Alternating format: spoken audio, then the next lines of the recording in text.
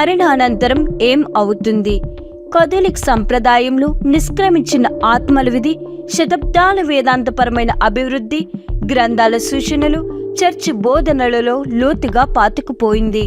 మరణం తర్వాత ఆత్మీయ ప్రయాణం ఒక వ్యక్తి యొక్క జీవిత ఎంపికలు, విశ్వాసం, దేవునితో సంబంధం ఆధారంగా అనేక దశలు లేదా స్థితులను కలిగి ఉంటుంది.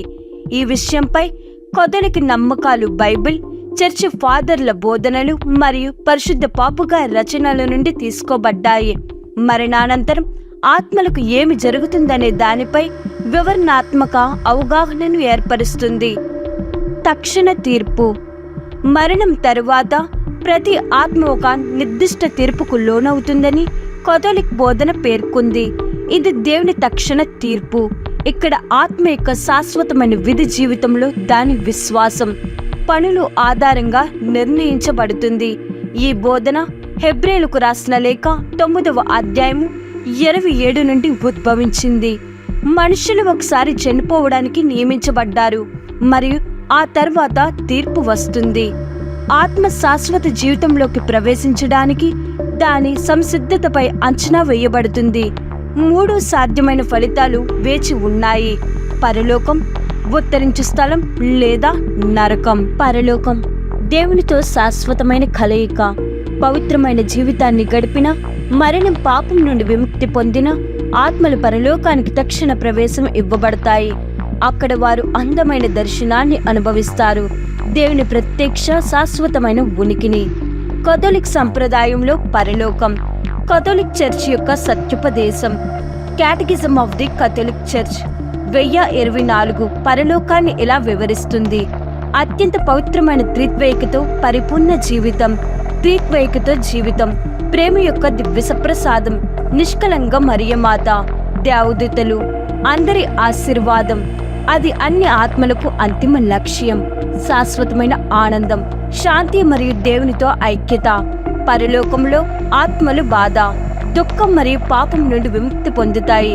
స్వర్గానికి సంబంధించిన స్క్రిప్చరల్ పునాది దర్శన గ్రంథము 21వ అధ్యాయం 4 వంటి వచనాలలో కనుగొనబడింది.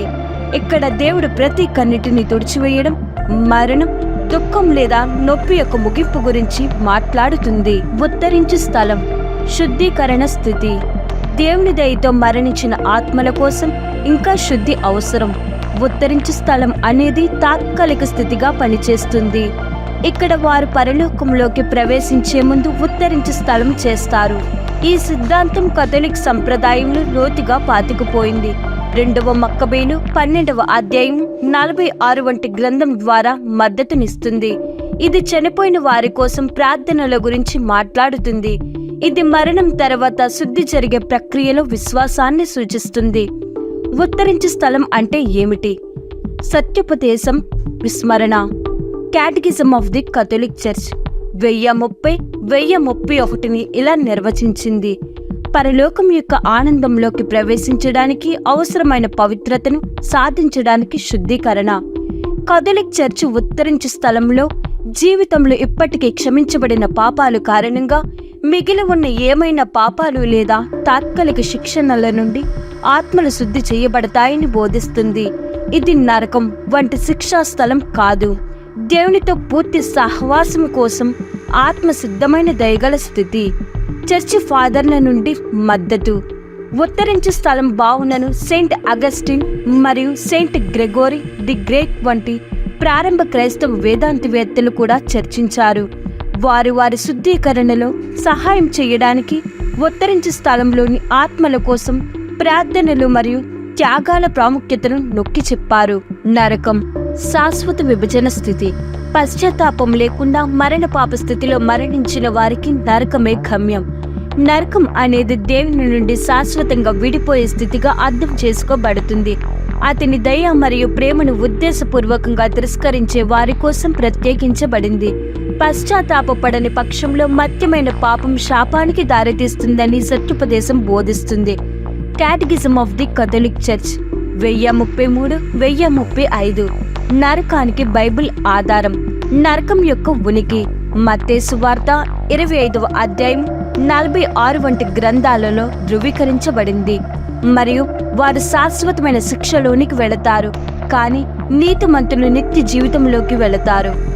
మత్తయి సువార్త 13వ అధ్యాయం 42 మరియు దర్శన గ్రంథము 20వ అధ్యాయం 10లో చూసినట్లుగా నరకం తరచుగా అగ్ని, బాధ, చీకటి ప్రదేశంగా వర్ణించబడింది. కథోలిక బోధనలో నరకం కేవలం భౌతిక స్థలం మాత్రమే కాదు, దేవుని సన్నిధి నుండి శాశ్వతంగా నరికివేయబడటం యొక్క లోతైన ఆధ్యాత్మిక వాస్తవికతను సూచిస్తుంది. వేదాంతపరమైన అంతర్దృష్టి నరకాన్ని స్వీయ నిర్బంధ ప్రవాసంగా చూస్తారు. ఇక్కడ ఆత్మ జీవితంలో దేవుని తిరస్కరించడానికి స్వేచ్ఛగా ఎంచుకున్నది. శాశ్వతత్వంలో ఆ ఎంపిక యొక్క పరిమాణాలను ఎదుర్కొంటుంది.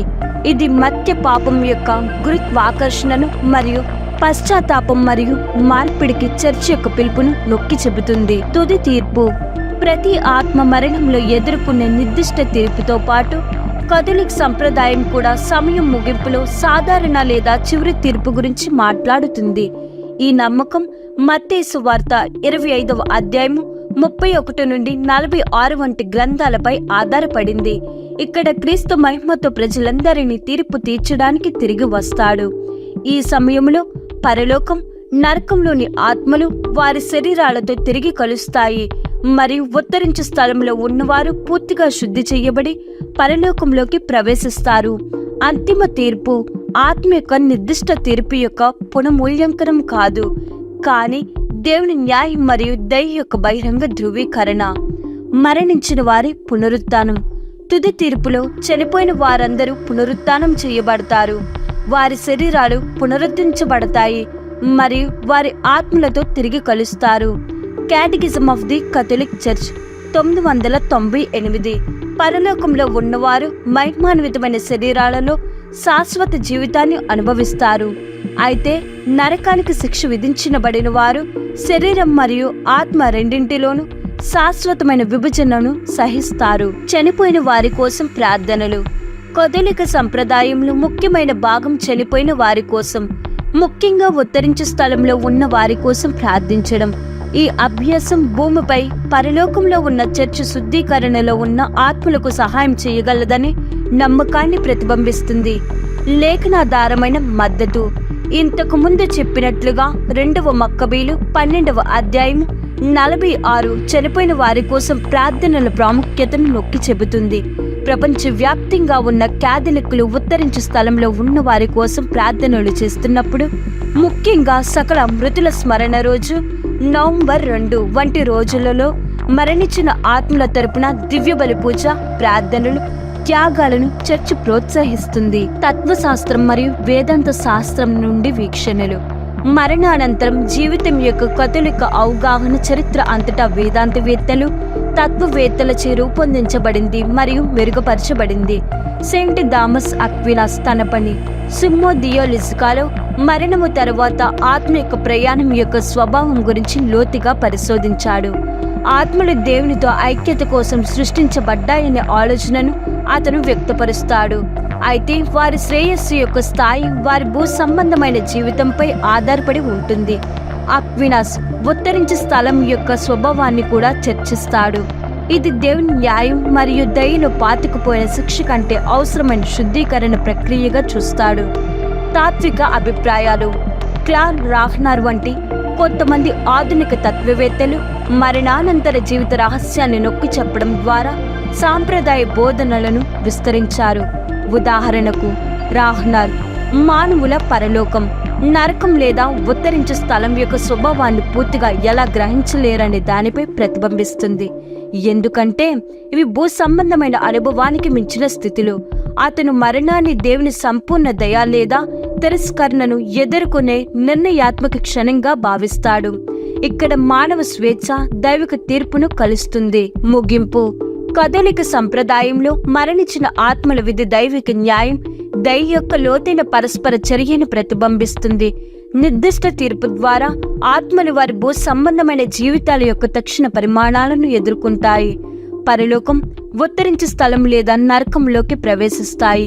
ముగింపులో తుది తీర్పు బహిరంగంగా దేవుని న్యాయాన్ని ధృవీకరిస్తుంది. చనిపోయిన వారందరి మృతదేహాలను పునరుద్ధరిస్తుంది. ప్రార్థన మరియు మధ్యవర్తిత్వం ద్వారా విశ్వాసులు శుద్ధీకరణలో ఉన్న ఆత్మలకు సహాయం చేయగలరని చర్చి బోధిస్తుంది. ఇది క్రీస్తులోని విశ్వాసులందరూ పంచుకున్న లోతైన ఐక్యతను ప్రతిబింబిస్తుంది. మరణానంతరం జీవితం యొక్క ఈ క్లిష్టమైన అవగాహన మన భూ సంబంధమైన ఎంపికల యొక్క శాశ్వతమైన ప్రాముఖ్యతను, దేవుని దయ యొక్క శక్తిని మరియు అన్ని ఆత్మలు చివరికి పరలోకంలో ఆయనతో ఐక్యం కాగలదనే ఆశను నొక్కి చెబుతుంది.